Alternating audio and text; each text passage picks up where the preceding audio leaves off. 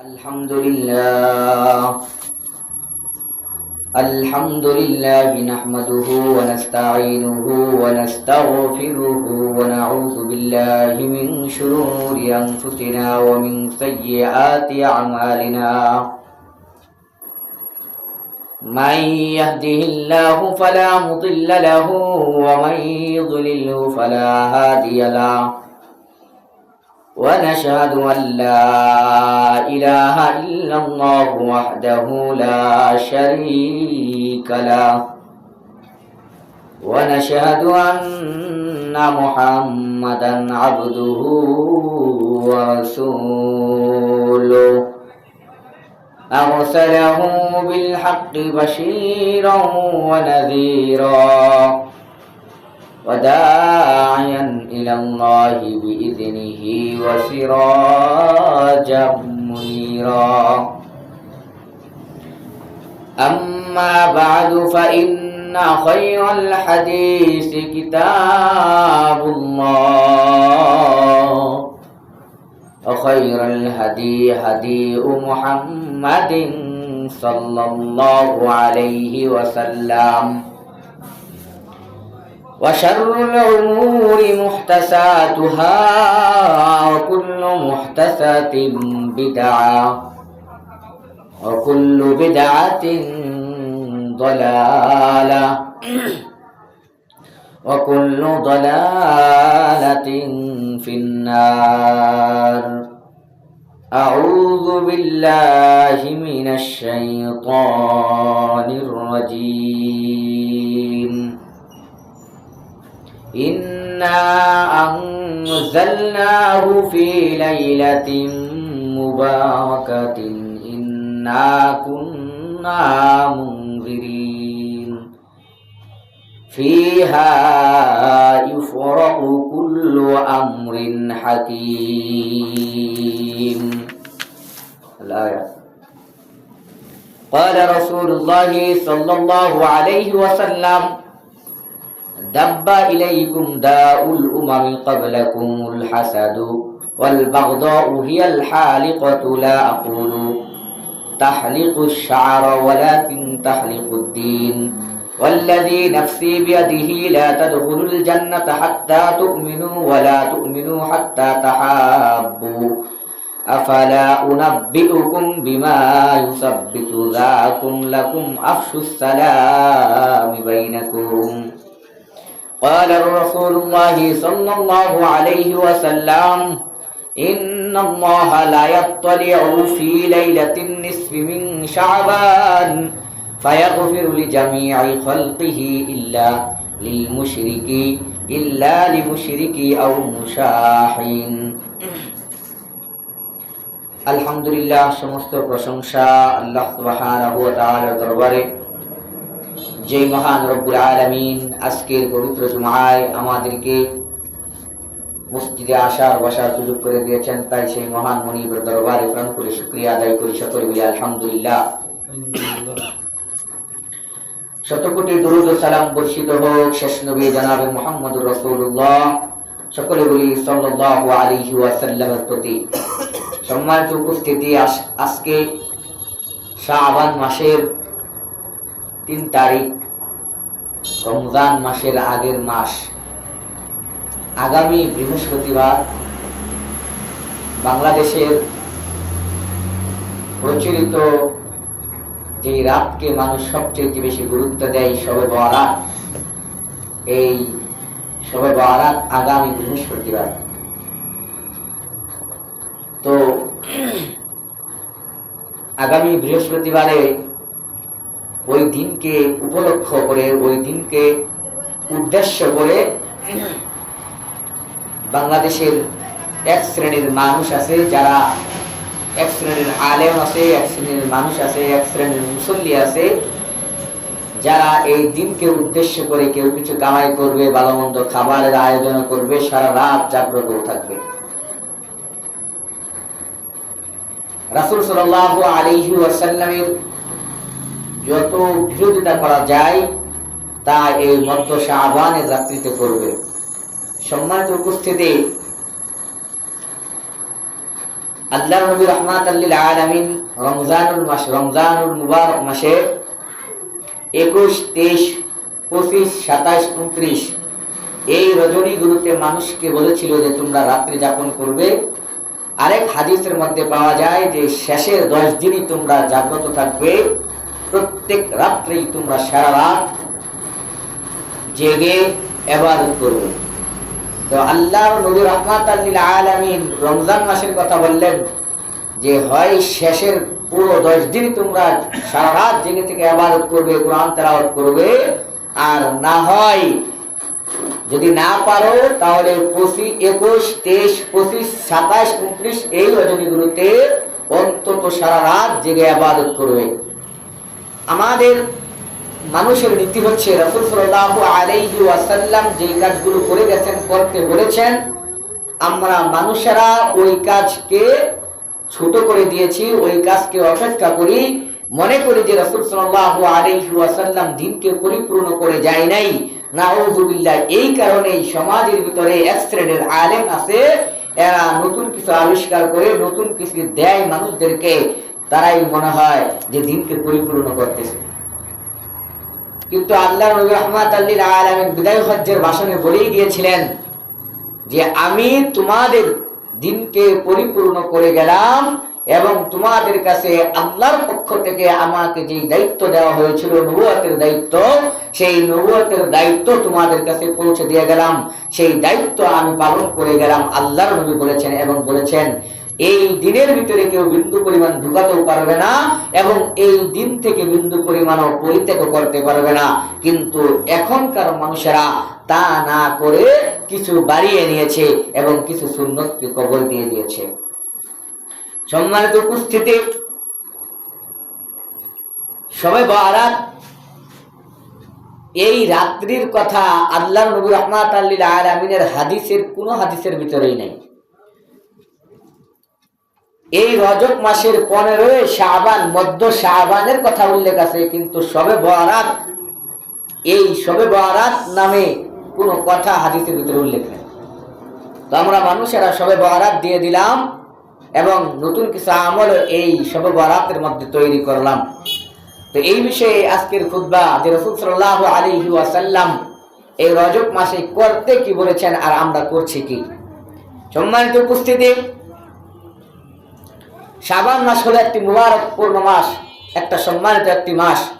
আল্লাহর নবী রাহমাতাল লিল আলামিন কোন সময় এই রমজান মাস পুরোটা, এই শাবান মাস পুরোটাই সিয়াম করে কাটিয়ে দিতেন, আবার মাঝে মধ্যে সিয়াম ভাঙতেন, রাখতেন। রাসূল সাল্লাল্লাহু আলাইহি ওয়াসাল্লাম রজব এবং শাবান মাস থেকেই উনি রমজানের প্রস্তুতি নিতে শুরু করতেন। কিন্তু আমাদের সমাজের এই রীতিটাই পরিবর্তন হয়ে গেছে যে শুধুমাত্র মধ্য শাবানকে কেন্দ্র করে আমরা কিছু আমল করি, অন্যথায় আমল করি না। এক হাদিসের মধ্যে পাওয়া যায় 14 এবং 15, প্রত্যেক আরবি মাসের 14 এবং 15 তারিখে বান্দার আমলের হিসাব আল্লাহ রাব্বুল আলামিনের নিকট পেশ করা হয় এবং সপ্তাহে 2 দিন সোমবার এবং বৃহস্পতিবার এই 2 দিন আমলের হিসাব আল্লাহ সুবহানাহু ওয়া তাআলার কাছে পেশ করা হয়। তাহলে এই যে প্রত্যেক আরবি মাসেই মধ্য শাবানের প্রত্যেক আরবি মাসে হিসাব আল্লাহর কাছে তুলে ধরা হয়, কিন্তু 15 শাবানকে কেন্দ্র করে নতুন কিছু আবিষ্কার করলাম, বাকি সব মাস বাদ দিয়ে দিলাম, তাহলে রাসূল সাল্লাল্লাহু আলাইহি ওয়াসাল্লামের কথা সম্পূর্ণ বিরোধিতা করলাম। সম্মানিত উপস্থিতি,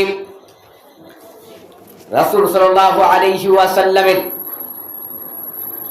প্রিয় মাস ছিল এই শাবান মাস। রাসূলুল্লাহ সাল্লাল্লাহু আলাইহি ওয়াসাল্লাম এই শাবান মাস প্রায় সময় তিনি কি করতেন? সিয়াম পালন করে শাবান মাসটাকে কাটিয়ে দিতেন।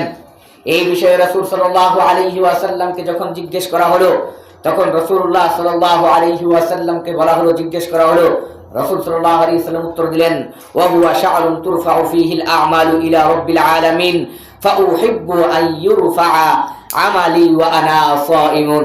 রাসূল সাল্লাল্লাহু আলাইহি ওয়াসাল্লাম বলছেন যে এই মাসে রব্বুল আলামিনের কাছে মানুষের কর্ম উঠানো হয়, সারা বছরের কর্ম। রাসূল সাল্লাল্লাহু আলাইহি ওয়াসাল্লাম বলেন, রাসূল সাল্লাল্লাহু আলাইহি ওয়াসাল্লাম এই কথাই বলছেন যে সারা বছরের কর্মফল আল্লাহ রব্বুল আলামিনের নিকট উঠানো হয়। আর আমি ভালোবাসি যে আনা সাইমুন, আমি সিয়ামরত অবস্থায় আছি, এই অবস্থায় আল্লাহ রাব্বুল আলামিনের নিকট আমার আমলকে পেশ করা হোক। সম্মানিত উপস্থিতি, নাসাই as-সুনানের 4 নম্বর খণ্ডের 201 নম্বর হাদিসের ভিতরে এসেছে, আলবানী সহিহুত তারগীবের 1 নম্বর খণ্ডের 247 নম্বর হাদিসে এসেছে, হাদিসটি হাসান। সম্মানিত উপস্থিতি, তাহলে এই মাসের একটি বিশেষ রাত যে আমি আপনি গ্রহণ করে নিলাম, যে শবে বরাত, রাসূল সাল্লাল্লাহু আলাইহি ওয়াসাল্লাম তো এখানে শবে বরাতের কথা উল্লেখ করে নাই। রাসূলুল্লাহ সাল্লাল্লাহু আলাইহি ওয়াসাল্লাম এখানে উল্লেখ করেছেন, কি উল্লেখ করেছেন? রাসূল সাল্লাল্লাহু আলাইহি ওয়াসাল্লাম তিনি বলছেন যে এই মাসে মানুষের কর্মফল আল্লাহ রাব্বুল আলামিনের নিকট উঠানো হয়, আর আমি ভালোবাসি যে এই মাসে যখন আল্লাহর কাছে আমার কর্মফল উঠানো হবে, তখন যাতে আল্লাহ রাব্বুল আলামিন দেখেন যে আমি সিয়ামরত অবস্থায় আছি। রাসূল সাল্লাল্লাহু আলাইহি ওয়াসাল্লাম এখানে তো ওই দিনের কথা উল্লেখ করে দেয় নাই, 15 শাবানের কথা উল্লেখ করে দেয় নাই, মাসের কথা বলেছেন। আর আমরা কি করলাম? আলেম সমাজ ব্যবসা বাণিজ্য করার নিয়তে, ব্যবসা করার জন্য, নিজের পকেটকে ভরপুর করার জন্য এই মধ্য শাবানকে কাজে লাগালাম। গ্রাম অঞ্চলে এবং শহরে অনেক জায়গাতেই দেখবেন এই মধ্য শাবানের রাত্রিতে মসজিদগুলোতে লাল বাতি দিয়ে সাজানো হয়। এই মধ্য শাবানের রাত্রিতে, শবে বরাতের রাত্রিতে বিভিন্ন মাজারকে সাজানো হয়, কবরকে সাজানো হয়, মিষ্টি বিতরণ করা হয়, বিরিয়ানি খিচুড়ির আয়োজন করা হয়, এক বিশাল কারবার। সম্মানিত উপস্থিতি, কিছু মানুষ এই মধ্য শাবানের দলিল দেয় এবং কিছু আলেম সমাজও এর দলিল দেয়, কিন্তু এই দলিলের কোনো ভিত্তি হয় না। এই দলিল আল্লাহ রাব্বুল আলামিন নিজেই কুরআনুল কারীমের সূরাতুল দুখানের 3 থেকে 4 নম্বর আয়াত, এই দুইটি আয়াতে আল্লাহ রাব্বুল আলামিন উল্লেখ করেছেন। আল্লাহ রাব্বুল আলামিন বলছেন, ইন্না আনজালনাহু ফি লাইলাতিন মুবারাকাতিন ইন্না কুন্না মুনজিরিন ফিহা ইউফরাকু কুল্লু আমরিন হাকীম। আল্লাহ রাব্বুল আলামিন বলেন, আমি তো তা অবতীর্ণ করেছি এক বিশাল, এক মুবারক রজনীতে, এবং আমি তো সতর্ককারী। এই রজনীতেই প্রত্যেক গুরুত্বপূর্ণ বিষয় স্থির করা হয়। তাহলে 1 বছরের তকদীরের ভালো-মন্দের হিসাব এই রজনীতে দেওয়া হয়।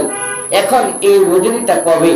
আল্লাহ রাব্বুল আলামিন বলেছেন যে আমি তো তা অবতীর্ণ করেছি, অর্থাৎ কুরআন আল্লাহ রাব্বুল আলামিন অবতীর্ণ করেছেন। তো আল্লাহ রাব্বুল আলামিন কুরআন কখন অবতীর্ণ করেছেন? সবাই জানি, আল্লাহ সূরাতুল কদরের ভিতরে বলছেন, ইন্না আনজালনাহু ফি লাইলাতিল কদর ওয়া মা আদরাকা মা লাইলাতুল কদর লাইলাতুল কদরি খায়রুম মিন আলফি শাহর। আল্লাহ রাব্বুল আলামিন এই সূরাতুল কদরের মধ্যে বলেছেন যে তুমি কদরের রজনীতে এই কিতাব আল্লাহ রাব্বুল আলামিন নাযিল করেছেন। আর সূরা দুখানের ভিতরে আল্লাহ রাব্বুল আলামিন বলছেন, আমি তো তা অবতীর্ণ করেছি এক মুবারক রজনীতে, এক মুবারক রজনীতে তাইলে লাইলাতুল কদর। এখানে তো শবে বরাতের মধ্য শাবানের প্রশ্নই আসে না। আবার আল্লাহ রাব্বুল আলামিন বলছেন, আমি তো সতর্ককারী, এই রজনীতেই প্রত্যেকটি গুরুত্বপূর্ণ বিষয় স্থির করা হয়। 1 বছরের ভালো-মন্দ বিষয় শবে কদরের রাত্রিতে আল্লাহ রাব্বুল আলামিন দিয়ে দেন। 1 বছরের প্রত্যেকটা বিষয়, আপনি এই বছর বাঁচবেন না মরবেন, কবে মরবেন, কি খাইবেন, আপনি কি করবেন, সবকিছু 1 বছরের হিসাব আল্লাহ রাব্বুল আলামিন দিয়ে দেন। অতএব লাইলাতুল কদরের রাত্রিতে যদি কোনো ব্যক্তি আল্লাহর কাছে দোয়া করতে পারে, তাহলে তার তকদীরের ভিতরে ভালো কিছু ঢোকাতে পারে, তার তকদীরকে মন্দকে ভালো দ্বারা পরিবর্তন করতে পারে, শুধুমাত্র এই লাইলাতুল কদরের রাত্রিতে দোয়ার মাধ্যমে। সম্মানিত উপস্থিতি, এই ব্যাখ্যায়, এই সূরাতুল ব্যাখ্যা, সূরাতুল দুখানের এই আয়াতগুলোর ব্যাখ্যায় অনেক তাবেঈ বলেছেন মধ্য শাবানের রাত্রিতে, কিন্তু প্রকৃতপক্ষে এরা মধ্য শাবানের রাত্রি নয়। এই বিস্তারিত আলোচনা যদি আপনি বুঝতে চান, এখন তো আর বোঝানো সম্ভব নয়। আপনি এটি তাবারানী, ইবনে কাসির, রুহুল মাআনি, মারিফুল কুরআন সহ যে কোনো তাফসীরের গ্রন্থগুলো পড়বেন এবং সূরা দুখানের তাফসীর পড়লেই এই যে এই আয়াতের বিষয়টা আপনি স্পষ্ট বুঝতে পারবেন। সম্মানিত উপস্থিতি, তাহলে আল্লাহ রাব্বুল আলামিন এইখানে এই কথা বলেছেন। এখন এই মধ্য শাবানের রাত্রিতে যে এই মধ্য শাবান কোথা থেকে আসলো? মধ্য শাবান আল্লাহর নবীর পক্ষ থেকে আসলো, কিন্তু আমাদের মুখের ভিতরে মধ্য শাবান নেই। আমাদের মুখের ভিতরে এখন তৈরি হয়েছে শবে বরাত। সম্মানিত উপস্থিতি, সাহাবায়ে কেরামদের যুগে এবং তাবেঈদের যুগে এই লাইলাতুল বারাত, শবে বরাত বলতে কোনো শব্দ ছিল না। হাদিসে এই রাতটিকে লাইলাতুল নিসফি শাবান বা মধ্য শাবানের রাত বলা হয়েছে। হাদিসের ভিতরে বলা হয়েছে লাইলাতুল নিসফি শাবান, মধ্য শাবানের রাত। আর এই রাতের কথা, এই যে শবে বরাত, এই শবে বরাতের কথা ওই সাহাবীদের আমলেও ছিল না, তাবেঈনদের আমলেও ছিল না। এটা পরে এসে তৈরি হলো মধ্য শাবান, এই শবে বরাত। আর হাদিসের ভিতরে উল্লেখ আছে মধ্য শাবানের কথা, কিন্তু আমরা ওই কথাকে ছুঁড়ে ফেলে দিয়ে মন মতো তৈরি করে নিলাম যে মধ্য শবে বরাত। কেননা যদি শবে বরাতের কথা বলা হয় তাহলে ব্যবসা বাণিজ্য ভালো হবে। শবে বরাতে মিষ্টির আয়োজন হয়, বিভিন্ন সময় বিভিন্ন হুজুরের প্রোগ্রাম করানো হয়, মসজিদকে সাজানো হয়, বিশাল একটা ব্যাপার হয়, হুজুরদের ভালো ইনকাম হয়। সম্মানিত উপস্থিতি, যে এই যে বিদআতি কর্মকাণ্ড রাসূল সাল্লাল্লাহু আলাইহি ওয়াসাল্লামের বিরুদ্ধে গিয়ে আপনি করছেন, আর এর মাধ্যমে আপনার জিন্দেগীর আমলকে বরবাদ করছেন। আর রাসূল সাল্লাল্লাহু আলাইহি ওয়াসাল্লামের কি বলছেন যে উনাকে ভালোবাসি, উনার সুপারিশ আবার পাওয়ার জন্য আপনি আশাবাদী, এটা কখনো হবে না। কিয়ামতের ময়দানে রাসূলুল্লাহ সাল্লাল্লাহু আলাইহি ওয়াসাল্লাম যখন হাউজে কাউসারের পানি পান করাবেন, এক শ্রেণীর মানুষ যখন পানি পান করার জন্য যাবে, এমনিতেই হঠাৎ করে রাসূল সাল্লাল্লাহু আলাইহি ওয়াসাল্লাম এবং ওই শ্রেণীর মানুষদের মাঝখানে বিশাল একটি পর্দা পড়ে যাবে। রাসূল সাল্লাল্লাহু আলাইহি ওয়াসাল্লাম, কি ব্যাপার, পর্দা কি জন্য ফেললে আমার সামনে, এরা তো আমার উম্মত। তখন গায়বী উত্তর আসবে যে আপনি জানেন না হে মুহাম্মদ, এরা আপনি যখন দুনিয়াতে ছিলেন না, এরা সমাজের ভিতরে নতুন কোনো কিছু আবিষ্কার করেছিল এবং আপনার সুন্নতের বিরুদ্ধে আচরণ করেছিল। তখন রাসূল সাল্লাল্লাহু আলাইহি ওয়াসাল্লাম আফসোস করে বলবেন, যাও, আজকে তোমাদের কোনো কাজে আমি আসবো না, আজকে তোমাদের কোনো সুপারিশ করা হবে না। সম্মানিত উপস্থিতি, তাহলে আপনি ভাবেন যে একটা বিদআত রাসূল সাল্লাল্লাহু আলাইহি ওয়াসাল্লাম বলেনি, আপনি নতুন করে আবিষ্কার করলেন, আর এই জিনিসটার ধরন, এই জিনিসটার শাস্তি আপনার জীবনে কি হতে পারে। সম্মানিত উপস্থিতি, দুনিয়ার জীবন নয়, দুনিয়ার হলো একটি পরীক্ষার হলের মতো। পরীক্ষার হলে আসছেন, আপনি পরীক্ষা দিবেন, পরীক্ষা দেওয়ার পরে আপনি ভালো রেজাল্টের আশা করতে পারেন, কিন্তু কোনো ছাত্র যদি পরীক্ষার হলে ঢুকে, সে যদি খাতার ভিতরে কোনো লেখালেখি না করে, তাহলে ওই ছাত্রটা এক বিন্দু পরিমাণ আশা করতে পারে না যে সে ভালো একটা রেজাল্ট করবে অথবা পাস করবে। সে নিশ্চিত থাকতে পারে যে আমি খাতাতে যেহেতু কোনো লেখালেখি নাই, অতএব আমাকে ফেল করতেই হবে, আমার পরীক্ষায় আমি উত্তীর্ণ হতে পারবো না, এটা একজন মানুষ বলতে পারে। কিন্তু যেই ব্যক্তি পরীক্ষার হলে লিখেছে, সেই ব্যক্তি আশা করতে পারে যে আমি সামনে গিয়ে আমি ভালো কিছু পেতে পারি অথবা ভালো রেজাল্ট করতে পারি, টেনেটের হলেও পাস করতে পারি। অতএব আপনি আমাকে আল্লাহ রাব্বুল আলামিন এই দুনিয়াতে পাঠিয়েছেন শুধুমাত্র পরীক্ষার হল হিসাবে। এই দুনিয়ার জীবন শেষ জীবন নয়, বরং এই ফল পাওয়ার জন্য, এই পরীক্ষার ফল, এই রেজাল্ট পাওয়ার জন্য বিশাল এক দিনের অপেক্ষা আমার আপনার জন্য করতেছে। সম্মানিত উপস্থিতি, রাসূলুল্লাহ সাল্লাল্লাহু আলাইহি ওয়াসাল্লাম বলছেন, আল্লাহ তাআলা মধ্য শাবানের রাতে তার সৃষ্টির প্রতি দিকপাত করেন। আল্লাহ রাব্বুল আলামিন বলছেন, আল্লাহর নবী রাহমাতাল লিল আলামিন বলছেন, ইন্নাল্লাহা, নিশ্চয় আল্লাহ, লা ইয়াত্তালিউ ফি লাইলাতিন নিসফি মিন শাবান। রাসূল সাল্লাল্লাহু আলাইহি ওয়াসাল্লাম বলেন, নিশ্চয় আল্লাহ রাব্বুল আলামিন মধ্য শাবানের রাত্রিতে তার সৃষ্টির প্রতি দৃষ্টিপাত করেন, তার সৃষ্টির প্রতি তাকান, এবং ফায়াগফিরু লিজামিহি খালকিহি ইল্লা লিল মুশরিকি আও মুশাহিন। আল্লাহর নবী বলেন, যখন আল্লাহ রাব্বুল আলামিন মুশরিক ও বিদ্বেষ পোষণকারী ব্যতীত সকলকে আল্লাহ রাব্বুল আলামিন ক্ষমা করে দেন। তাহলে বোঝা যাচ্ছে মধ্য শাবানের রাত্রিতে বিশেষ কোনো আমলের প্রয়োজন নাই। আপনি মাগরিবের সালাত আদায় করলেন, ইশারের সালাত আদায় করলেন, পরে নিয়ম অনুযায়ী সুন্নত অনুযায়ী ঘুমিয়ে গেলেন, আপনি ফজরের সময় উঠলেন, আপনার দিলের ভিতরে যদি কোনো হিংসা না থাকে, আপনার ভিতরে যদি মুশরিকের কোনো আলামত না থাকে, কোনো হিংসা বিদ্বেষ যদি আপনার অন্তরে না থাকে, তাহলে আল্লাহ রব্বুল আলামিন আপনি ওই ফজরের সময় উঠবেন, আল্লাহ চাহে তো আপনি নিষ্পাপ হয়ে উঠলেন, আল্লাহ আপনাকে ক্ষমা করে দিল। এই হাদিসটি কোথায় এসেছে? ইবনে মাজাহ সুনানের প্রথম খণ্ডের 445 নম্বর হাদিসের ভিতরে হাদিসটি এসেছে এবং আল মুসনাদ দ্বিতীয় নম্বর খণ্ডের 176 নম্বর হাদিসের ভিতরে এসেছে। সম্মানিত উপস্থিতি, বাইহাকি ও সুনানুল ঈমান 3 নম্বর খণ্ডের 381 নম্বর হাদিসের ভিতরে এই কথাটি এসেছে। তাহলে বোঝা যাচ্ছে আপনাকে মধ্য শাবানের রাত্রিতে, এই সবর রাত্রিতে সারা রাত জেগে আপনাকে আমল করার কোনো প্রয়োজন নেই। আপনি অন্য দিনের মতোই সালাত আদায় করবেন, শুধু একটা কাজ আপনি করতে পারেন, একটা বিশেষ আমল আপনি লাইলাতুল নিসফে শাবান মধ্য শাবানের রাত্রিতে করতে পারেন, আর তা হলো আপনার মনের ভিতরে যদি হিংসা বিদ্বেষ থাকে তাহলে সব কিছু ঝেড়ে ফেলে দেন। আর যদি আপনার ভিতরে কোনো মুশরিকি কোনো আলামত থেকে থাকে তাহলে ওই দিন রাতে আপনি তওবা করেন, আল্লাহর কাছে ক্ষমা প্রার্থনা করেন, তাহলে আল্লাহ রাব্বুল আলামিন আপনাকে অটোমেটিক মাফ করে দিবে। তাহলে এই হাদিস থেকে এটাই বোঝা যাচ্ছে, কিন্তু আপনার দিলের ভিতরে হিংসা বিদ্বেষ থাকলে আপনি ওই দিন ক্ষমা পাবেন না, আপনার দিলের ভিতরে মুশরিকি কোনো আলামত থাকলে আপনি ওই দিন ক্ষমা পাবেন না।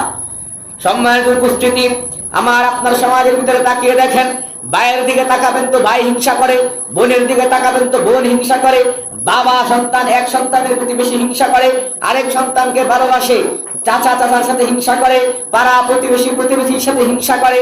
সম্মানিত উপস্থিতি, মুসলিম মুসলিমের সাথে হিংসা করে, তাহলে এই জাতি ওই রাত্রে কেমন করে ক্ষমা পাবে? আপনি যদি মনের ভিতরে হিংসা রেখে, আপনি যদি মনের ভিতরে মুশরিকি রেখে, এই সমস্ত কিছু রেখে যদি আপনি সারা রাত ইবাদত বন্দেগী করে কাটান, আল্লাহর কসম করে বলছি এই হাদিস থেকে বোঝা যায় আপনি ক্ষমা পাবেন না।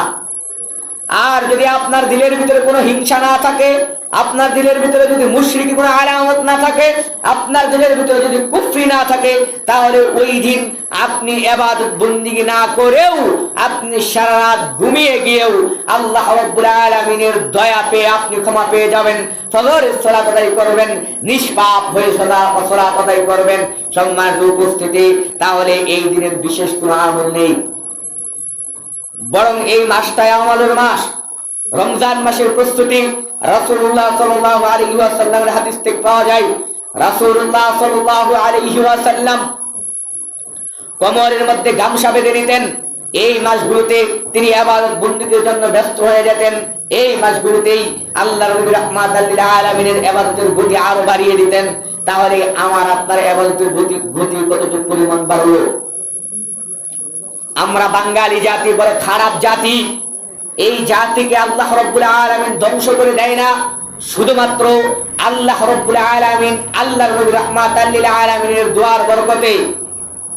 অন্য অন্য দেশগুলোতে তাকিয়ে দেখেন, এই রমজান মাস আসার আগ পর্যন্ত ওদের আসবাবপত্র, জিনিসপত্র, খাদ্যদ্রব্যের দাম যদি বেশি থাকে তাহলে আরো কিছু সীমিত করা হয়, আরো দাম কমানো হয়। কিন্তু আমার আপনার দেশে রমজান মাস এক শ্রেণীর মানুষের জন্য ব্যবসা বাণিজ্য করার নিয়ত করে ফেলে, হাফেজদের জন্য বিশাল একটা ব্যবসায় নেমে যায়। সম্মানিত উপস্থিতি, এই রমজান মাস আমরা কি ব্যবসার ক্ষেত্রে ব্যয় করলাম? কোথায় কথা ছিল এই রমজান মাস পেয়ে আল্লাহর ইবাদত বন্দেগী করে নিষ্পাপ হয়ে এই রমজান মাসটা পার করব? কিন্তু এই রমজান মাসে গরিব না খেয়ে রোজা রাখে, এইরকম ঘটনা এই রমজান মাসে ঘটে। কেননা এই রমজান মাসে এক শ্রেণীর কুলাঙ্গাররা আছে যারা এই ব্যবসা বাণিজ্যের ভিতরে 2 নম্বরে ঢুকিয়ে দিয়ে, এই বিশাল দাম বাড়িয়ে দিয়ে তারা কি করে রোজাদারদেরকে কষ্ট দেয়।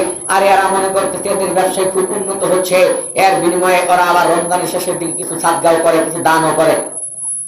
কিন্তু এই দান সদকা করে ওই ব্যবসায়ীর লাভ কি বলেন? অথচ কথা ছিল যদি আগে লাভ করতো 5 টাকা, তাহলে এখন লাভ করবে 4 টাকা 3 টাকা, তাহলে ওই ব্যক্তি কিছুটা নেকি পেতে পারে। কিন্তু আমার আপনার সমাজের নীতিটা পুরো উল্টো। আমার আপনার সমাজের মানুষ, আমার আপনার সমাজের ব্যবসায়ী দোকানদাররা রমজান মাসে আরো জিনিসের দাম বাড়িয়ে দেয়। আমাদের দেশের সরকারও গাঁজাখোর মদখোর, আমাদের নেতা নেত্রী হচ্ছে গাঁজাখোর মদখোর গাঁজাখোর এবাখোর। এরা দিন সম্পর্কে কি বোঝে? আমাদের নেতা আমরা যাদেরকে বানিয়েছি এরা না কোরআন বুঝে, না হাদিস বুঝে, না সুন্নাহ বুঝে, না বরকত বুঝে, না শিরিক বুঝে, না কুফরি বুঝে, না কোনো গুনাহ বুঝে, কোনো কিছুই বুঝে না। এরা হলো জাহেল, এরা হলো মুচারের চাইতে নিকৃষ্ট, এরা হলো মেতরের চাইতে নিকৃষ্ট। এটা আল্লাহর নবী রাহমাতাল লিল আলামিন অনেক আগে বলে গেছেন। সম্মানিত উপস্থিতি, এই জন্য আল্লাহর নবী রাহমাতাল লিল আলামিন বলছেন, এমন একটা জামানা আসবে। গত জুমায় আপনারা আলোচনা শুনতেছিলেন যে উনি বলছিলেন যে আল্লাহর নবী রাহমাতাল লিল আলামিন বলছেন এমন একটাই জামানা আসবে যেই জামানায় তোমাদের নেতা হয়ে বসবে জিন্নের কুলাদের না, অর্থাৎ মেথরের সন্তান মেথর, যে সমাজের সবচেয়ে নিচু শ্রেণীর মানুষ, এই নিচু শ্রেণীর মানুষ তোমাদেরকে নেতৃত্ব দিবে। সমাজের ব্যবসারা তোমাদের সামনে নেতৃত্ব দিবে, সমাজের জিনাকুরেরা তোমাদের কাছে নেতৃত্ব দিবে, দর্শকেরা তোমাদের কাছে নেতৃত্ব দিবে। সম্মানিত উপস্থিতি, জ্ঞানীরা চুপ হয়ে যাবে। বাস্তবতা তাই। দেখেন, জ্ঞানীদেরকে যতই দায়িত্ব নিতে বলেন আজকে ওনারা দায়িত্ব নিবে না। সত্য কথা বললে বাংলাদেশের বাঁচা বলো ধাই, সত্য কথা বলে বাংলাদেশের টিকা হলো ধাই। সত্য কথা বললে মানুষ হয়ে যায় রাজাকার, সত্য কথা বললে হয়ে যায় রাজাকার, সত্য কথা বললে হয়ে যায় দেশ বিরোধী। সম্মানিত উপস্থিতি, আর মিথ্যা বলি দিয়ে কথা বললে হয়ে যায় মুক্তিযোদ্ধা। সম্মানিত উপস্থিতি, আলেম সত্য কথা বললে হয়ে যায় মৌলবাদী। কিন্তু যারা মৌলবাদীকে ঘৃণা করে, প্রকৃতপক্ষে মৌলবাদীর অর্থ বুঝে না, এরা আবার শিক্ষিত হয়ে বসে আছে। যাদের মুখ থেকে মৌলবাদী কথাটা বাইর হয় এরা আমার মতো মূর্খ নয়, এরা আপনার চোখে অনেক শিক্ষিত, আইএ বিএ অনার্স পাস করা, এরা ম্যাজিস্ট্রেট, এরা বিসিএস ক্যাডার, এরা অনেক শিক্ষিত মানুষ। এরা ট্যাগ লাগায় মৌলবাদী, কিন্তু মৌলবাদীর মূলে কি আছে তাই বোঝে না। মৌলবাদীটা কোথা থেকে আসলো? এরা তো শিক্ষিত মানুষ, এরা এটা বুঝে না, ট্যাগ লাগিয়ে দিল মৌলবাদী। তাহলে ভাবেন কত পরিমাণ মূর্খ, কত পরিমাণ জাহেলরা আমাদের উপর নেতৃত্ব দিচ্ছে, আর আমরা মানুষরা এদের কাছে শান্তির আশা করতেছি। সম্মানিত উপস্থিত, তাহলে আমি বলতেছিলাম, যদি এই রাত্রিতে আল্লাহ রাব্বুল আলামিন, এই রাত্রিতে যদি আল্লাহর ক্ষমা আমাকে আপনাকে পেতে হয়, তাহলে সর্বপ্রথম এই রাত্রিতে সারা রাত জেগে ইবাদত করতে হবে।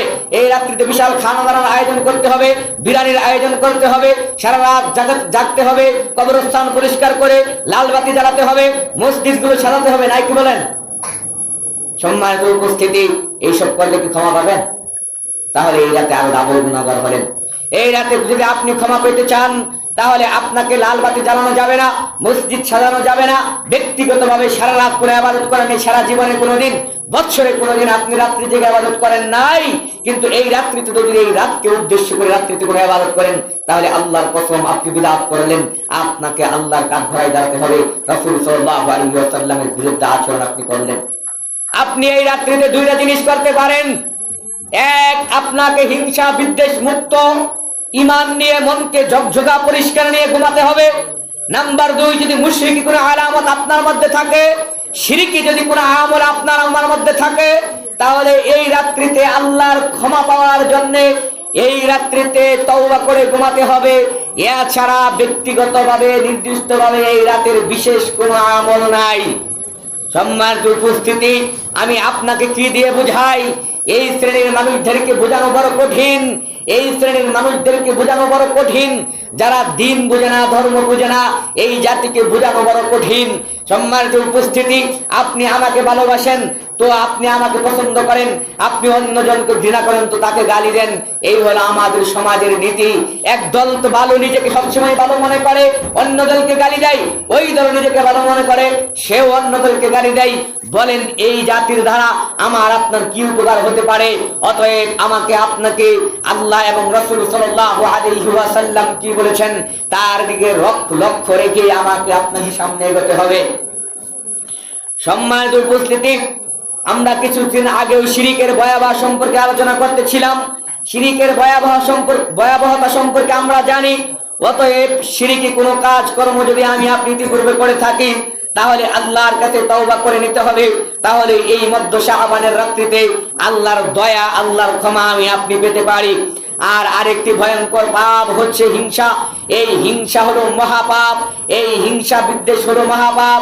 এই দুইটি পাপের বিশেষ একটি বৈশিষ্ট্য হচ্ছে, প্রথমত তা অন্যের আমল, অন্যান্য নেক আমলকে ধ্বংস করে দেয়, অন্যান্য নেক আমলকে ধ্বংস করে দেয়।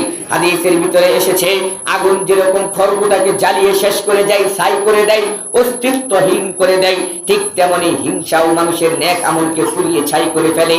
সম্মানিত উপস্থিতি, দ্বিতীয় বৈশিষ্ট্য হচ্ছে আল্লাহ রাব্বুল আলামিনের ক্ষমা থেকে, আল্লাহ রাব্বুল আলামিনের সাধারণ ক্ষমা থেকে বঞ্চিত রাখে। অতএব আমাকে আপনাকে হিংসা বিদ্বেষ ত্যাগ করে রাসূল সাল্লাল্লাহু আলাইহি ওয়াসাল্লামের কথা চিন্তা করে, ওনার হাদিস মোতাবেক আমল করে আল্লাহর সাধারণ যে সমস্ত ক্ষমাগুলো আছে সেই ক্ষমাগুলো নেওয়া দরকার। সম্মানিত উপস্থিতি, এই বিষয়ে রাসূল সাল্লাল্লাহু আলাইহি ওয়াসাল্লাম বলেছেন, হাদিসটি এসেছে সহিহুল মুসলিমের সহিহ 4 নম্বর খণ্ডের 1988 নম্বর হাদিসের ভিতরে এসেছে। রাসূল সাল্লাল্লাহু আলাইহি ওয়াসাল্লাম বলেন, মানুষের আমল প্রতি সপ্তাহে 2 বার পেশ করা হয় আল্লাহ রাব্বুল আলামিনের নিকট। মানুষের আমল প্রতি সপ্তাহে 2 বার পেশ করা হয়, প্রতি সোমবার ও বৃহস্পতিবার। তখন সকল মুমিন বান্দাকে ক্ষমা করে হয়, তখন ওই দিনগুলোতে সকল মুমিন বান্দাদেরকে ক্ষমা করে দেওয়া হয়। কেবলমাত্র যে বান্দার সাথে তার ভাইয়ের বিদ্বেষ শত্রুতা আছে সে ব্যক্তি বাদে আল্লাহ রাব্বুল আলামিন অন্য সবাইকে ক্ষমা করে দেন। আর ওই ব্যক্তিকে ততক্ষণ পর্যন্ত ক্ষমা করা হয় না যতক্ষণ পর্যন্ত তিনি তা থেকে হিংসা বিদ্বেষ থেকে ফিরে না আসে। সম্মানিত উপস্থিতি, এই আলোচনা গত বছরে শুনেছেন। তাহলে বলেন, আমার আপনার ভিতরে কি বিন্দু পরিমাণ কোনো পরিবর্তন এসেছে?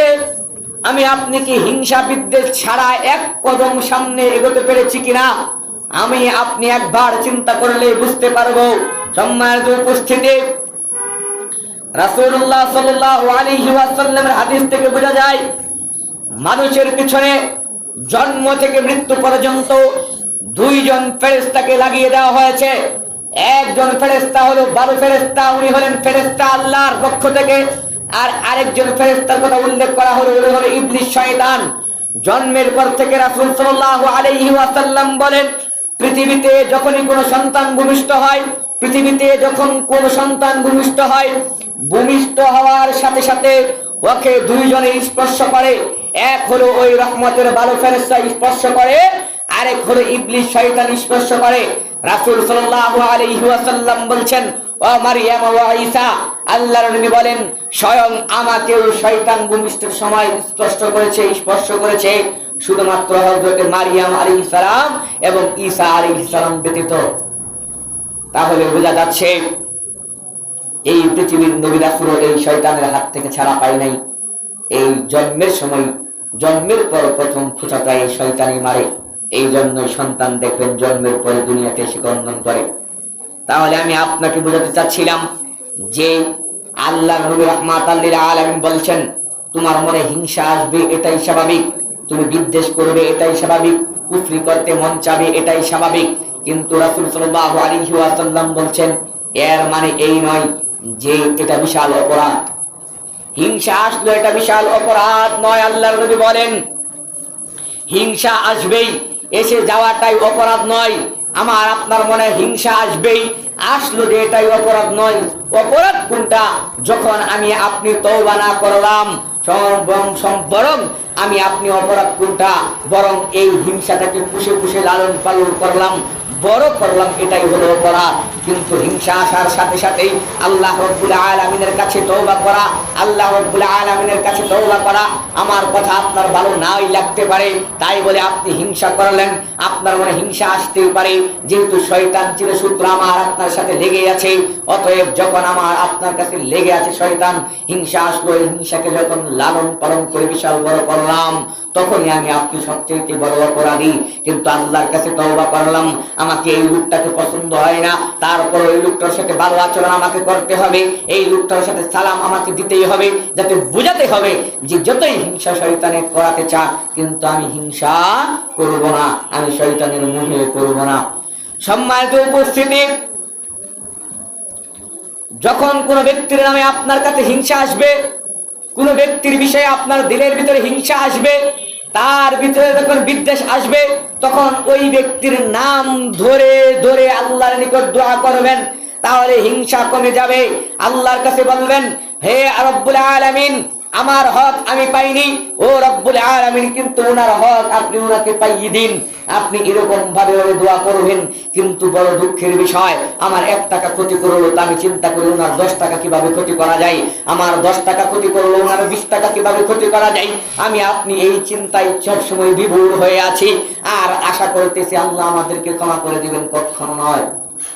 আল্লাহর ক্ষমা পাওয়া সহজ, কিন্তু হিংসা, বিদ্বেষ, কুফরি, শিরকি থেকে ফিরে আসা বড় কঠিন। সম্মানিত উপস্থিতি, বিদআতি কর্মকাণ্ড থেকে ফিরে আসা বড় কঠিন, সুন্নাতকে মানা বড় কঠিন, কিন্তু আল্লাহর দয়া, আল্লাহর ক্ষমা পাওয়া একদম সহজ। আপনি যদি হিংসা বিদ্বেষ থেকে আপনি যদি ফিরে আসতে পারেন, আল্লাহর কাছে যদি সাথে সাথে তওবা করেন, তাহলে একবার তওবা করার সাথে সাথেই আল্লাহ রব্বুল আলামিন আপনাকে ক্ষমা করে দিবেন। কিন্তু আপনি একবার চেষ্টা করার পরেও হিংসা থেকে ফিরে আসতে পারবেন না। তাহলে বোঝা যাচ্ছে আল্লাহর ক্ষমা পাওয়া সহজ, কেননা আল্লাহ তো বলেই দিয়েছেন, ইন্না রহমাতি গালাবাত গদাবি, নিশ্চয়ই আমার রাগ, আমার রহমত আমার রাগকে অতিক্রম করে গেছে। তাহলে এই হাদিস থেকে বোঝা যায় যে আল্লাহর রাগের চাইতে দয়ার দামটাই বেশি। সম্মানিত উপস্থিতি, সামান্য ছোটখাটো বিষয় নিয়ে সূত্রতা করা আমাদের সমাজের ভিতরে প্রচলিত। আমি মাঝে মধ্যেই বলি যে এই মুসলিম জাতিকে আর যদি ইহুদি জাতিকে একত্রে দাঁড় করিয়ে দেওয়া হয়, এই জামানার মুসলমান জাতিকে আর ইহুদি জাতিকে যদি একত্রে দাঁড় করে দেওয়া হয়, তাহলে বিশাল একটা ব্যবধান আমি আপনি দেখব না। আল্লাহর নবী রাহমাতাল লিল আলামিন বলেন, ইহুদি হলো নোংরা এক জাতি। এই জাতি সামান্য ছোট ছোট বিষয় নিয়ে হিংসা বিদ্বেষ করত, এর কারণে এই জাতিকে ধ্বংস করে দেওয়া হলো। রাসূলুল্লাহ সাল্লাল্লাহু আলাইহি ওয়াসাল্লাম বলেন যে আমি উম্মতি মুহাম্মাদীদেরকে সতর্ক করে দিচ্ছি, আমি আমার উম্মতি মুহাম্মাদীদেরকে সতর্ক করছি। রাসূল সাল্লাল্লাহু আলাইহি ওয়াসাল্লাম বলেন, দাব্বা ইলাইকুম দাউল উমামি ক্বাবলাকুমুল হাসাদ ওয়াল বাগদাউ ফিল হালিকা। রাসূল সাল্লাল্লাহু আলাইহি ওয়াসাল্লাম বলেন, পূর্ববর্তী ধ্বংসপ্রাপ্ত জাতিগুলোর ব্যাধি তোমাদের মধ্যে সঞ্চারিত হয়েছে। আল্লাহর নবী বলছেন যে ইহুদিরা যেই কারণে ধ্বংস হয়েছে, ধ্বংসের যেই কারণটা, এই কারণটা তোমাদের ভিতরেও আছে। আল্লাহর নবী বলছেন সেই কারণটা কি? সেই কারণটা হলো হিংসা এবং বিদ্বেষ। সম্মানিত উপস্থিতি, আপনাকে বেশি দূর দেওয়া লাগবে না। আপনি আপনার নিজের গ্রামের দিকে তাকিয়ে দেখেন, আপনি আপনার এলাকার মহল্লার দিকে তাকিয়ে দেখেন। আজকে দেখেন আপনাদের জায়গার ভিতরে আপনারাই থাকবেন তো যুদ্ধ করে থাকা লাগে। আপনাদের জায়গার ভিতরে আপনি বাড়ি করবেন তো যুদ্ধ করে আপনাকে বাড়ি করতে হচ্ছে। আপনার বাড়ির ভিতরে সামান্য একটা ঘর তুলবেন, সেখানেও যুদ্ধ করে আপনার জায়গা, বাপ দাদার জায়গা, আপনার রক্ত ঘামের অর্থের বিনিময়ে জায়গাটা কিনা, এই জায়গার ভিতরে আপনি বাড়ি করবেন, ঘর করবেন। এই ঘরটা করতে হলেও আপনাকে যুদ্ধ করতে হচ্ছে, সেনাবাহিনীদের সাথে মারামারি করতে হচ্ছে। এটার কারণ কি? আল্লাহর নবী রাহমাতাল লিল আলামিন এই কথাই বলছেন যে ওই জাতি ধ্বংস হবেই যেই জাতির ভিতরে হিংসা থাকবে। ইহুদিরা ধ্বংসের কারণ। ইহুদিরা কিন্তু শুধুমাত্র এখন মুসলমানদেরকে ধ্বংস করার জন্য ওরা একত্রিত হচ্ছে, কিন্তু প্রকৃতপক্ষে ইহুদিরাও কিন্তু ছড়িয়ে ছিটিয়ে আছে। আপনার দিকে, আপনার এলাকার দিকে আপনি তাকান যে আপনার এলাকার ভিতরে কি জন্য আপনার বাড়িঘর তুলতে গেলে এত বাধা হয়, আপনার ঘরে আপনি থাকবেন কি জন্য আপনার এত সমস্যার সম্মুখীন হতে হচ্ছে। কেননা আপনার এলাকার ভিতরে প্রত্যেকটা মানুষের দিলের ভিতরে হিংসা আছে। ভাই ভাইয়ের সাথে হিংসা, ভাই ভাতিজার সাথে হিংসা, চাচা ভাতিজার সাথে হিংসা, বাপ ছেলের সাথে হিংসা। আপনি দেখেন যদি হিংসা না থাকতো, কায়েতপাড়া ইউনিয়নের ভিতরে দেখেন, নাওরা গ্রামের ভিতরে দেখেন, নাওরা প্রত্যেকটা পরিবারের যদি মিল থাকতো, যে আমরা যেরকমই থাকি, যেভাবেই হিংসা আমাদের ভিতরে থাকুক না কেন, আমরা হিংসা করব না। আমাদের হিংসা আমাদের পেটের ভিতরে রেখে উপর দিয়ে আমরা দেখাবো মিল, আমরা দেখাবো যে না আমরা মিল আছি, আমরা একত্রিত হয়ে আছি। এটা যখন এই নাওরা গ্রাম দেখাতে পারতো, তাহলে আজকে নাওরা গ্রামের এই দুঃখ দুর্দশা পোহাতে হতো না। আপনি মনে করতেছেন রাস্তার এই পারে আছেন, ওই পারে মানুষ ভাবতেছে ওরা আছে ওদেরকে সেনাবাহিনী তুলে দেখ, ওদের প্রতি অবিচার করুক, ওদের প্রতি অন্যায় অত্যাচার করুক, আমি কিচ্ছু বলবো না। কিন্তু আপনি ভুলে যাচ্ছেন যে পাশের ঘরে আগুন লাগলে পরের বাড়িতে আগুন এমনিতেই যাবে। যদি আপনার ঘর পাশের ঘরে থাকে, আপনার পাশের ঘরের মধ্যে যদি আগুন লাগে, আপনি যদি সেই আগুনটা নিভাতে না যান, তাহলে পরবর্তী সময় ঘর হলো আপনার ঘরে আগুন লাগবে। অতএব এই সাইড যখন ধ্বংস করবে, জনসম্মানিত উপস্থিতি, মানুষ হলো লুবি জাতি। মানুষ যখন লুবি জাতি, আপনারা কি কোনোদিন চিন্তা করেছেন এই এলাকার ভিতরে কেমন করতে করতে আপনাদের একর একর বিঘা বিঘা জায়গা নিয়ে নিল, শত শত বিঘা জায়গা আপনাদের কেমন করে নিয়ে নিল? ওরা যখন আপনাদের দিলকে দেখলো, ওরা যখন আপনাদের অন্তর দেখলো যে এদের নিজেদের ভিতরে তো মিল নাই, এদের নিজেদের ভিতরে তো মহব্বত নাই, এরা হিংসা করে, এদেরকে 500-1000 টাকা দিয়ে বাইরের বিরুদ্ধে দাঁড় করিয়ে দেওয়া যায়। যখন এরা এই জিনিসটা দেখলো, তখনই তারা এই জিনিসটা কাজে লাগিয়ে আপনাদের দামি দামি সম্পদগুলো নিয়ে নিল।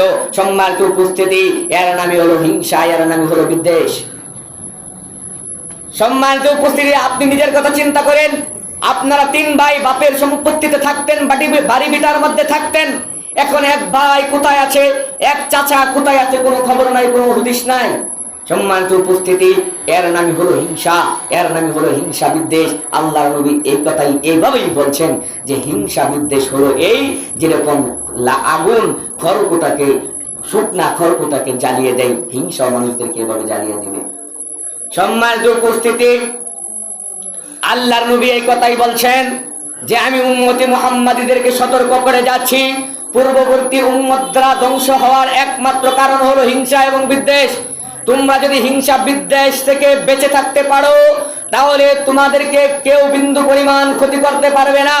সম্মানিত উপস্থিতি, আমাদের দেশের ভিতরে তাকান, যত 16-17 বছর যেই স্বৈরাচার শাসন করে গেল, যদি প্রত্যেকটা মানুষের মিল মোহাব্বত থাকতো, তাহলে স্বৈরাচার তৈরি হতে পারতো না। কেননা ভাই যখন দেখছে, যখন হিংসা আছে ভাইয়ের বিরুদ্ধে, ভাই যখন চিন্তা করছে বাইকে 1 কোটি টাকা দিলে ভাই একটু শক্তি দর বেশি, ওই ভাইকে সে যা ইচ্ছা তাই করতে পারে, এই কাজগুলো লাগিয়ে, এই বিষয়গুলো কাজে লাগিয়ে স্বৈরাচার তৈরি হয়। এর নাম হচ্ছে হিংসা বিদ্বেষ।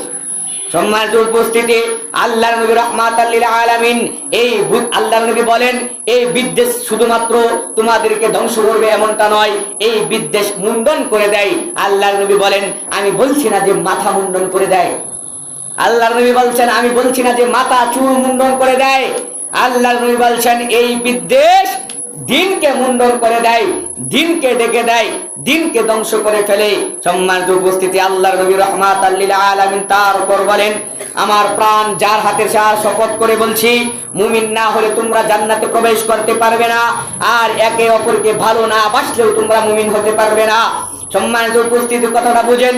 আল্লাহর নবী বলছেন, আমার জান, আমার জীবন যার হাতে, তার কসম করে বলছি, আল্লাহর কসম করে আল্লাহর নবী বলছেন যে মুমিন না হওয়া পর্যন্ত তোমরা জান্নাতে প্রবেশ করতে পারবে না, এবং ততক্ষণ পর্যন্ত মুমিন হতে পারবে না যতক্ষণ পর্যন্ত তোমরা একে অপরকে ভালো না বাসবে। সম্মানিত উপস্থিতি, আল্লাহর নবী রাহমাতাল লিল আলামিন বলেন, এই ভালোবাসা প্রতিষ্ঠার মাধ্যমে আমি কি শিখিয়ে দিব? আল্লাহর নবী বলছেন, সাহাবায়ে কেরামরা বলেন, বা আপনি বলুন। রাসূল সাল্লাল্লাহু আলাইহি ওয়াসাল্লাম বলছেন, সর্বদা পরস্পরকে তোমরা সালাম দিবে। এখন তো স্ত্রী স্বামীকে সালাম দেয় না, স্বামী স্ত্রীকে সালাম দেয় না, সন্তান বাবাকে সালাম দেয় না, ভাই ভাইকে সালাম দেয় না, পিতা সন্তানকে সালাম দেয় না। সম্মানিত উপস্থিতি, তাহলে হিংসা বিদ্বেষ নিভবে কেমন করে? সম্মানিত উপস্থিতি, শয়তান আদম সন্তানকে জাহান্নামে নিতে চায়, এটা শয়তানের দায়িত্ব, শয়তানের কাজ। মানুষ যেরকম 2 ধরনের, এক হলো খারাপ মানুষ আর ভালো মানুষ, ঠিক শয়তানের ভিতরেও, জিন জাতির ভিতরেও এক হলো ভালো এবং খারাপ। আর ইবলিস শয়তান, যে ওই আযাজিল যাকে বলা হয়, এর যে বংশধারা আছে, এর যে পরিবার আছে, এই পরিবারের কেউ কিয়ামতের আগে মৃত্যুবরণ করবে না। অন্যথায় জিন 1200-1000 বছর পরে মৃত্যুবরণ করে। কিন্তু ওই আযাজিলের যে 7জন ফেরেশতা, 7জন আযাজিল ইবলিস শয়তান আছে, এরা খারাপ জিনকে নেতৃত্ব দেয়।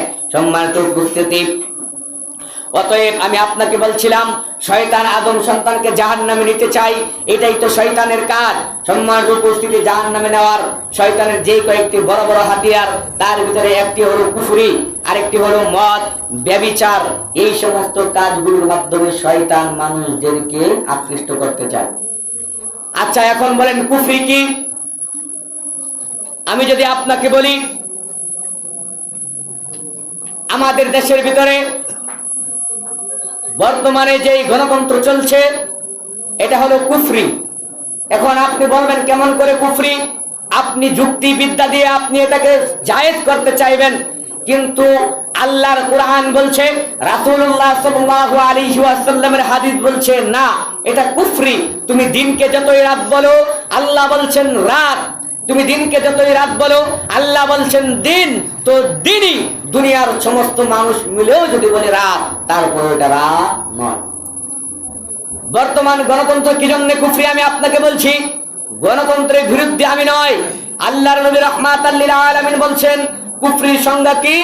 যে আল্লাহ রাব্বুল আলামিন আপনাকে একটা আদেশ করলো, আল্লাহ রাব্বুল আলামিন একটা নীতি আপনাকে বেঁধে দিল, ওই নীতিকে বাদ দিলেন সম্পূর্ণভাবে, ওই নীতিকে বাদ দিলেন, ওই নীতিকে বাদ দিয়ে নতুন নীতি আপনি আবিষ্কার করলেন। অর্থাৎ আপনি আল্লাহর কথাকে, আল্লাহর হুকুমকে অমান্য করলেন, নতুন করে নতুন কিছু আবিষ্কার করলেন, এর নামই হলো কুফরি। আল্লাহর বিরুদ্ধে গিয়ে কোনো কিছু বলার নাম হলো কুফরি। এবং রাসূল সাল্লাল্লাহু আলাইহি ওয়াসাল্লামকে বাদ দিয়ে, তার হাদিস বাদ দিয়ে নতুন কিছু আবিষ্কার করার নামই হলো বিদআত। তাহলে আমি আপনাকে বলছিলাম, আল্লাহ যেই গণতন্ত্রের কথা কুরআনুল কারীমের মধ্যে বলছেন, এই গণতন্ত্র আমার আপনার দেশে নাই। আমার যেরকম বাংলাদেশে এই গণতন্ত্র নাই, এই ইন্ডিয়ার ভিতরে এই গণতন্ত্র নাই। আল্লাহর যেই গণতন্ত্রের কথা বলেছেন, আমেরিকাতেও নাই। সম্মানিত উপস্থিতি, তাহলে আল্লাহ রাব্বুল আলামিন যে বলছেন যে তুমি কুফরি করে তুমি জান্নাত পেয়ে যাবে, কখনো সম্ভব নয়। এখন বলবেন হুজুর, বড় বড় হুজুররা তো রাজনীতি করে। এখন তো বলতে পারেন হুজুর, বড় বড় অনেক বড় বড় শায়েখ, মুফতি, মুহাদ্দিস, ওনারা তো রাজনীতি করে, ওনারা কি বুঝে না? ওনারা বুঝে, কিন্তু ওনাদের মতো আমি বুঝি না। আল্লাহর নবী রাহমাতাল লিল আলামিন যখন মক্কাতে ছিলেন, কালেমার দাওয়াত দিতে শুরু করলেন, আল্লাহর নবীকে আবু জাহেল সহ মক্কার বিভিন্ন বড় বড় নেতারা আল্লাহর নবীকে অফার করলেন, হে মুহাম্মদ শুনো, তোমাকে আমরা মক্কার ভিতরে রাজা বানিয়ে দিব, মক্কার নেতা তোমাদেরকে বানিয়ে দিব, কুরাইশ বংশের ছেলে তুমি, সম্মানিত বংশের ছেলে তুমি, তোমাকে রাজা বানিয়ে দিব, কুরাইশ বংশের নেতা বানিয়ে দিব, সবচাইতে ধনী পরিবারে তোমাকে বিবাহ করিয়ে দিব, সবচাইতে সুন্দরী মেয়েকে তোমাকে বিবাহ করিয়ে দিব। তাহলে মুহাম্মদ সাল্লাল্লাহু আলাইহি ওয়াসাল্লাম এই কথা বুঝেন নাই যে আমি তো ক্ষমতায় গিয়ে তারপর কালেমার দাওয়াত দিতে পারি। এটা মনে হয় মুহাম্মদ সাল্লাল্লাহু আলাইহি ওয়াসাল্লাম বুঝেন নাই। বুঝছে? বলেন বুঝছে? বুঝেন নাই? আমাদের মতো বড় ছিলেন নাকি? নাউযুবিল্লাহ। মুহাম্মদ সাল্লাল্লাহু আলাইহি ওয়াসাল্লাম ভালো করে জানতেন, আমি যদি এই ক্ষমতায় যাই, আমি যদি ক্ষমতায় গিয়ে দাওয়াত দিতে পারবো না, এখন যতটুকু দিতে পারতেছি পরে তাও পারবো না। এটা আল্লাহ নবী বুঝতেন।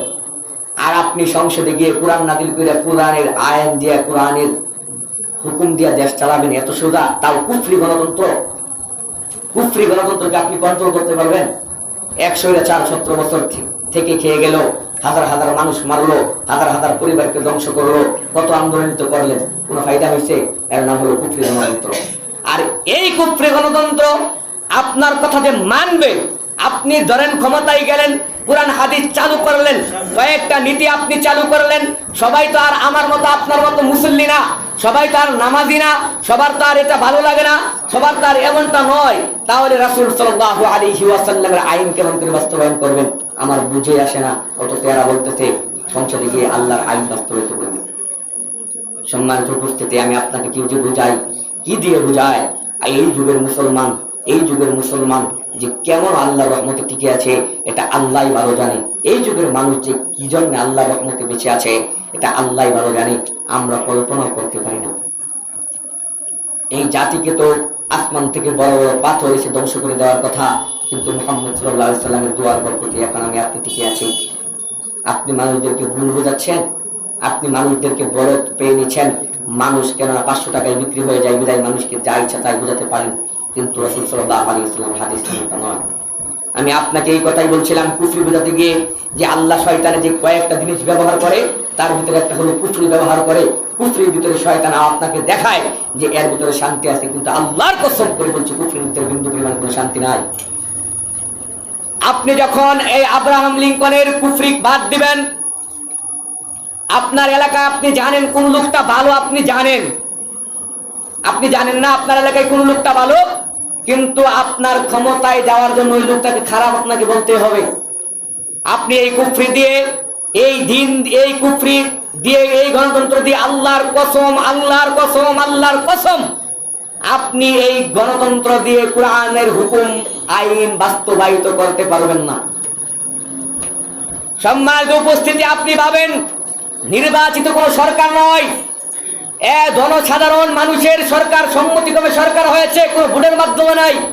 উনি যে দর্শন করলো উনার বিচার উনি করতে পারতেছে না, আর আপনি আর হুজুরদের পিছনে তো হুজুরের অভাব নাই, ওই গিয়া সংসদে গিয়া এরকম আইন পাস করে কি করবে, দুনিয়ার ভিতরে শান্তি বজায় যাবে? অসম্ভব, কোনোদিন সম্ভব না। আল্লাহর কাছে দোয়া করেন, আল্লাহর কাছে তওবা করেন, আল্লাহ এরকম ব্যক্তিকে, এরকম মানুষদেরকেই আমাদের উপরে চাপিয়ে দিও, যার ভিতরে আমরা কিছুটা কল্যাণ পেতে পারি, এইরকম লোককে আমাদের কাছে দিও, যাতে আমাদের উপর অন্যায় অত্যাচারটা না হয়। কিন্তু আপনাকে স্বীকার করতে হবে এটা কুফরি, আপনি এটা অস্বীকার করতে পারবেন না। কেননা এই জায়গায় আল্লাহর একটা বিশেষ আইন আছে, আল্লাহর একটা বিশেষ নিয়ম আছে। এই নিয়মকে যখন আপনি অস্বীকার করবেন তখনই আপনি মুশরিক। আর মুশরিক মানে কি বুঝেন, কুফরি মানে কি বুঝেন? তো আপনার কোনোদিন জান্নাত পাবেন না। সম্মানিত উপস্থিতি, আল্লাহ রাব্বুল আলামিন আমাদেরকে বুঝার তৌফিক দান করুন। তাহলে আমি বলছিলাম এই কথা আল্লাহর নবী দেখেন বলছেন যে শয়তান যখন মানুষদের আদম সন্তানকে যখন জাহান্নামে নিতে চায়, শয়তান কয়েকটা কৌশল ব্যবহার করে। এক নাম্বার হলো তিনি শিরিক বিদআত করান, হিংসা বিদ্বেষ ছড়ান, কুফরি ছড়ান, মদ ছড়ান, ব্যভিচার ছড়ান। আপনাদের এলাকার ভিতরে দেখেন অধিকাংশ নেতাই মদখোর, অধিকাংশ চামচারাই মদখোর, গাঞ্জাখোর, ইয়াবাখোর, ব্যবসায়ী। সম্মানিত উপস্থিতি, আল্লাহর নবী রাহমাতুল লিল আলামিন এই কথাই বলছেন শয়তান কয়েকটা জিনিসকে ব্যবহার করেন, তার ভিতর হলো এর মধ্যে এটা হলো একটা। রাসূল সাল্লাল্লাহু আলাইহি ওয়াসাল্লাম বলেন, তারপর আল্লাহর নবী বলছেন যে শয়তানের অন্যতম সবচেয়ে বড় যে অস্ত্রটা শয়তান সবচেয়ে বেশি ব্যবহার করে তা হলো এক নম্বর হলো শিরিক, আর দ্বিতীয় নম্বর হলো বিদআত, তৃতীয় নম্বর হলো হিংসা বিদ্বেষ কুফরি। রাসূল সাল্লাল্লাহু আলাইহি ওয়াসাল্লাম এই কথা বলছেন শয়তান কি করে, এই পাপগুলোকে শয়তান কি করে লেবাস পরিয়ে দেয়। শয়তান একটা সুন্দর পোশাক পরিয়ে দিয়ে শয়তান কি করে মানুষদের কাছে উপস্থাপন করে, মানুষদেরকে বোঝায় যে এই জিনিসটা সুন্দর, এই জিনিসটা ভালো। শয়তান আমার আপনার মতো বিশাল জুব্বা পরিধান করে, সাদা জুব্বা পরিধান করে। ওই হযরত ইব্রাহিম আলাইহিস সালামকে যখন আগুনে ফেলার কথা হয়েছিল তখন কিন্তু শয়তান এসেছিল মানুষ ওই কি বলে নমরুদকে পরামর্শ দেওয়ার জন্য বিশাল জুব্বা পরিধান করে। তাহলে আমি আপনাকে কি দিয়ে বোঝাই যে শয়তান যেই কাজগুলো করে এই শয়তানের খপ্পরে যাতে আমরা না পড়ি, আল্লাহর নবী এই কথাই বলছেন। ফলে আল্লাহর নবী বলছেন মানুষ, দিনদার মানুষ না বুঝে তার খপ্পরে পড়ে যায়, দিনদার মানুষ না বুঝে তার খপ্পরে পড়ে যায়। এটা আল্লাহর নবীর কথা, আমার কথা, আল্লাহর নবীর কথা। শয়তান যখন সুন্দর করে কৌশল করে আপনার সামনে উপস্থাপন করবে তখন অনেক অনেক দিনদার মানুষও এরকম করবে। যারা প্রকৃতপক্ষে ইমানদার এরা কুফরি স্বীকার আপনাকে করতেই হবে। ওই জায়গায় যদি আপনার বাবাও নির্বাচন করে তাও আপনি ওনার বিরুদ্ধে বলতে হবে যে এটা কুফরি। আর অনেক বড় মুফতি সাহেব তো বলার কথা, মুফতি সাহেব করলে যে হালাল হয়ে যাবে, বিসমিল্লাহ বলে মদ খালি কি মদ হালাল? বলেন হালাল। এরকম সমাজের ভিতরে নেতা আছে, এদেরকে বুঝানোই জানে যে কুফরি, স্বীকার করো কুফরি, তাহলে হয়তো আল্লাহর ক্ষমা এক সময় পেতে পারো, কিন্তু স্বীকারই করে না।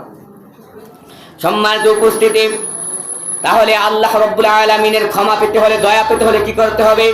হিংসা বিদ্বেষ করতে হবে, হিংসা বিদ্বেষ ছাড়তে হবে, কুফরি ছাড়তে হবে, শিরিকি ছাড়তে হবে। তাহলে এই মধ্য শাবানের রাত্রিতে ঘুমিয়েও আপনি আল্লাহর ক্ষমা পেয়ে যেতে পারেন। সবচাইতে বড় কথা, মুমিন নিজেদের গুনাহের চিন্তায় আল্লাহর জিকিরে সবসময় ব্যস্ত থাকে। মুমিন ব্যক্তি নিজের গুনার চিন্তায় আল্লাহর ক্ষমা পাবে এই চিন্তায় সবসময় আল্লাহর কাছে ক্ষমা সবসময় তওবা করতে থাকে, সবসময় চিন্তায় ব্যস্ত থাকে। অন্যের পাপ থেকে, অন্যের চিন্তা থেকে বিরত থাকতে হবে। এতে আমাদের হৃদয় বিদ্বেষ মুক্ত হবে, আমাদের অন্তরগুলো বিদ্বেষ মুক্ত হবে। আমাদের অন্তর যদি বিদ্বেষ মুক্ত হয় তাহলেই আমরা আল্লাহ রাব্বুল আলামিনের কাছে ক্ষমা পাবো। সম্মানিত উপস্থিতি, কোন একজন মুমিনের বিরুদ্ধে যেন মনের মধ্যে বিদ্বেষ না থাকে। এই মধ্য শাবানের রাত্রিতে সারা রাত জেগে আপনাকে ইবাদত করতে হবে না, শুধুমাত্র বিদ্বেষ মুক্ত আমল করেন, বিদ্বেষ মুক্ত থাকেন, তাহলে আপনি ক্ষমা পেয়ে যাবেন। সম্মানিত উপস্থিতি, আল্লাহ রাব্বুল আলামিন আমাকে আপনাকে একটি দোয়া শিক্ষা দিয়েছেন। কি দোয়াটা? সেই দোয়ার ভিতরে আল্লাহ রাব্বুল আলামিন শুধু নিজের জন্য বলেন না, অন্য মুমিনের জন্য বলেছেন, যাতে হিংসা বিদ্বেষ আমার অন্তরে না থাকে। আল্লাহ রাব্বুল আলামিন সূরাতুল হাশরের 10 নম্বর আয়াত আল্লাহ রাব্বুল আলামিন বলেন, রব্বানা গফির লানা ওয়া লিইখওয়ানিনা আল্লাযীনা সাবাকুনা বিল ঈমান ওয়া লা তাজআল ফী কুলুবিনা গিল্লাল লিল্লাযীনা আমানু রব্বানা ইন্নাকা রাউফুর রহিম। আল্লাহ রাব্বুল আলামিন বলেন, হে আমার প্রভু, আল্লাহর কাছে যখন দোয়া করবেন, হে আমার প্রভু, আপনি আমাদেরকে ক্ষমা করুন এবং যাদের ভিতরে বিন্দু পরিমাণ ঈমান আছে, ঈমানের অগ্রণী আমাদেরকে দান করুন এবং ঈমানদার ভাই বোনদেরকে ক্ষমা করুন। আর আপনি আমাদের অন্তরে মুমিনদের বিরুদ্ধে কোনো হিংসা বিদ্বেষ অমঙ্গলের ইচ্ছা রাখবেন না। আল্লাহ শিক্ষা দিয়েছেন যাতে হিংসা বিদ্বেষ মুক্ত থাকেন। তাহলে আল্লাহর হুকুম ছাড়া আপনি শান্তি খুঁজে পাবেন। আল্লাহর হুকুম যেখানে দেখবেন, আল্লাহর কোরআন যখনই পড়বেন তখনই দেখবেন আল্লাহর রহমত, আল্লাহর বরকত আমার আপনার জীবনটা ভরপুর।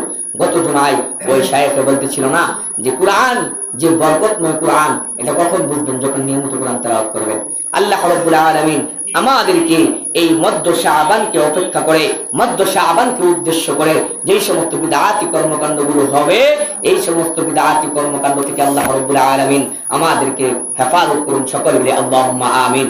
আল্লাহ রাব্বুল আলামিন যে মধ্য শাবানের রাত্রিতে সকলকে ক্ষমা করবেন, আল্লাহ রাব্বুল আলামিন ওই ক্ষমার ভিতরে যেন আমাদেরকে কবুল করে নেন। সকলে বলি আল্লাহুম্মা আমিন।